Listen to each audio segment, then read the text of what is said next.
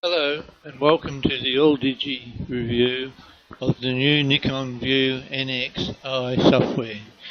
If we look at the desktop here, when we open this software, and we'll see that there's effectively three main areas. There's a browsing tab here, a mapping tab, and a web tab here. If we concentrate initially on the browse tab, this left-hand side of the desktop is effectively where the folders of your file will be located, and you select various folders, and the images in thumbnail form will be displayed in this central area.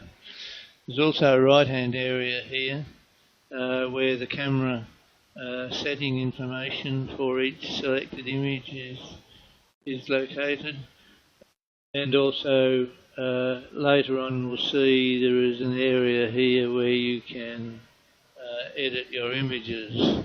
We'll go into that a bit later.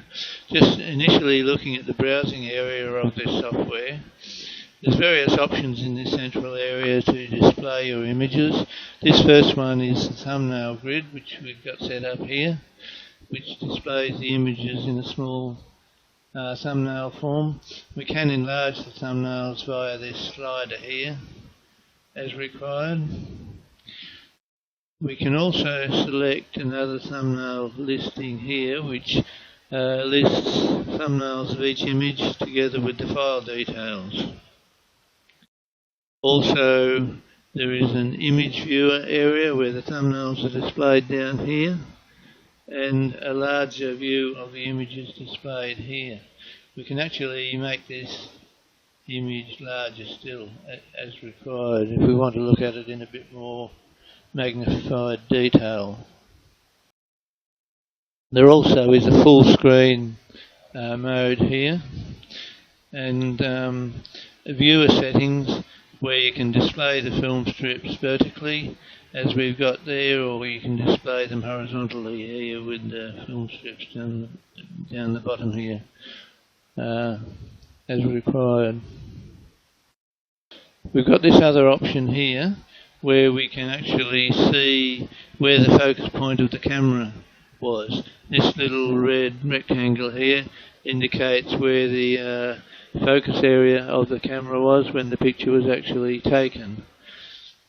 Up here there's also an area where you can rotate the images as required, and also an area here where you can either display the images as raw NEF files plus JPEGs, or display them just as one combined image.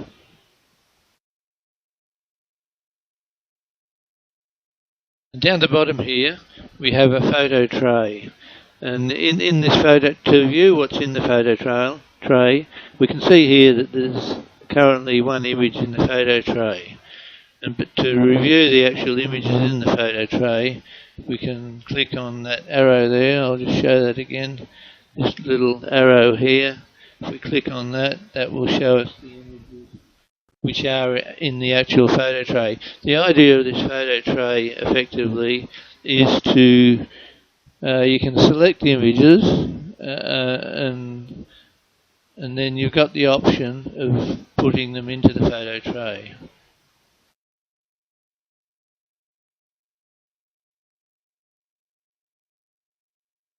I'll just show you here where we've got some more images selected.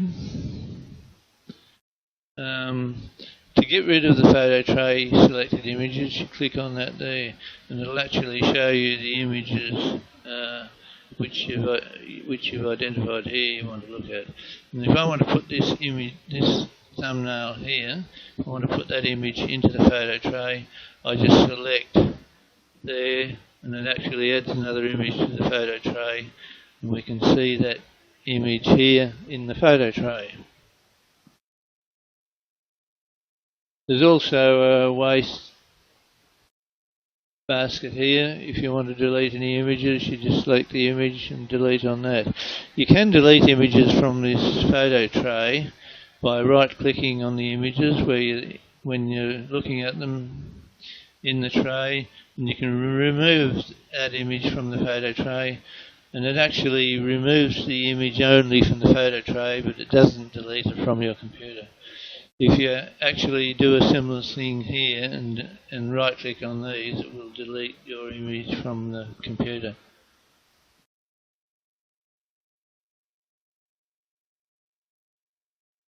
If we look further up at the top of the screen here, we have an area where you can transfer images from your camera to your computer, and this screen here will pop up to start the transfer of your images.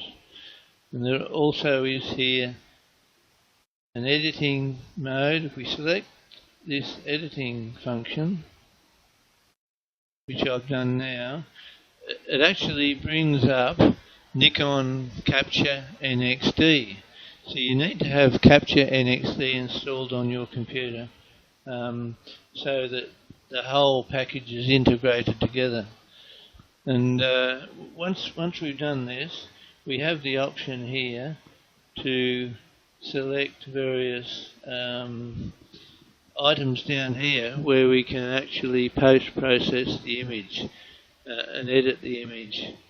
So once Nikon Capture NXD is opened, we can go through all the things down here and edit the image. Like there's going through some of them. There's highlight protection, shadow protection, delighting.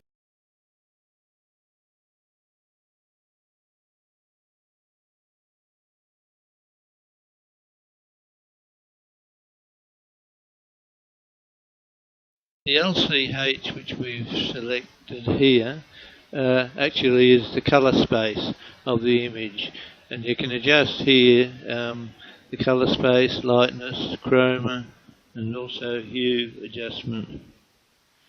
We've also got histogram here where you can do curves adjustments to your image, and then we have unsharp mask with various options to adjust the unsharp mask with the intensity, radius, and also the threshold to get the sharpness of the image to your required level. And levels and curves, and there's various white balance and black balance settings here. The black balance point and neutral point, and also setting a white point as required. Also down a bit further, there's adjustments for noise reduction in the image. And combined with that, you can adjust the noise reduction, intensity, and also the sharpness of the image. Also, there's a couple of different settings here, one for the edge noise reduction and another one for astro noise reduction. If you're into taking pictures, nighttime pictures of the stars, you can use this astro noise reduction, which effectively is quite good for getting rid of noise in astro type pictures. There's also various camera and lens adjustments here. They effectively cover colour more, dust off, lateral and axial colour aberrations, distortion of the image can be corrected, vignette can be corrected, and also corrections for fisheye lenses, and also a device for straightening out the image if you got distortion in the image. Now perhaps moving on to, once we've finished processing the image in Capture, we'll look at other options here in the ViewNX-i for movie adjustments. There's an adjustment here for processing movies. You can convert movies, you can combine movies together, and also there's movies. You can actually edit your movies and splice them together and do things like that.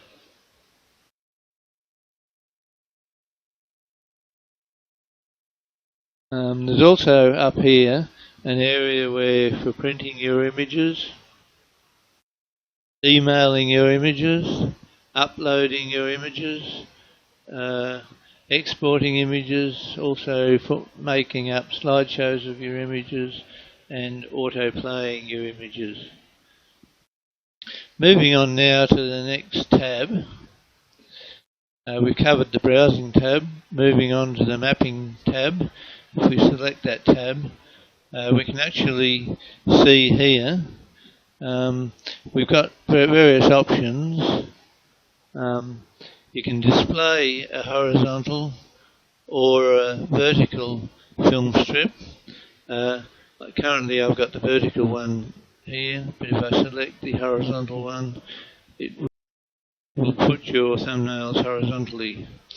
What we can do also in this mapping, with this mapping tab selected, is to place a pin. We can actually select a pin here and place a pin where this image was actually taken.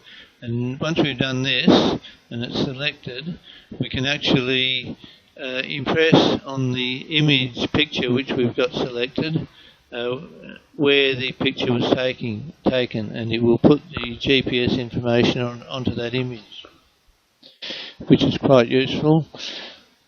There's another option here to bring it to your home location, to Google Map in full detail. There's another really good aspect of this software that centers the map on the pin.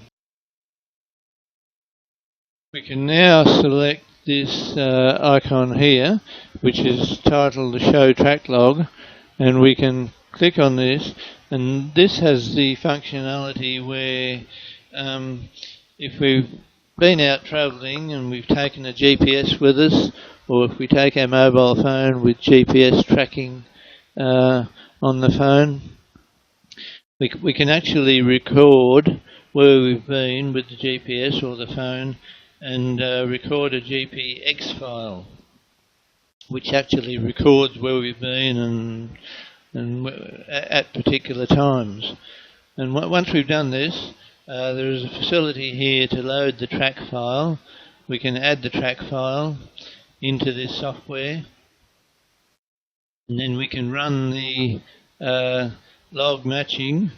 And what this software does then is if the clocks on the camera and the clocks on the GPS have been synchronized, for any selected images here in the thumbnails, we can impress the GPS information from the tracking log onto the images. And this can be done for a multiple number of images, how many you like. And the software does this quite quickly, and enables you to put GPS locations on every image. And it saves a lot of time rather than doing it on each individual image. If we now move on to the web interface, the web tab, if we select the web tab, this effectively has got facilities for uploading your images. They can be uploaded to the Nikon image space, they can be uploaded to Facebook, or any movies can be uploaded to YouTube as required. These days lots of people are using these social media software packages, and they want to upload their pictures, and it can be done very quickly once these have been configured. Currently this version of Nikon ViewNX-i doesn't have the capability for uploading to Facebook yet, but Nikon have said they'll be doing that in the next version of the ViewNX-i software. Thanks for watching this alldigi review of the Nikon software. Thanks very much.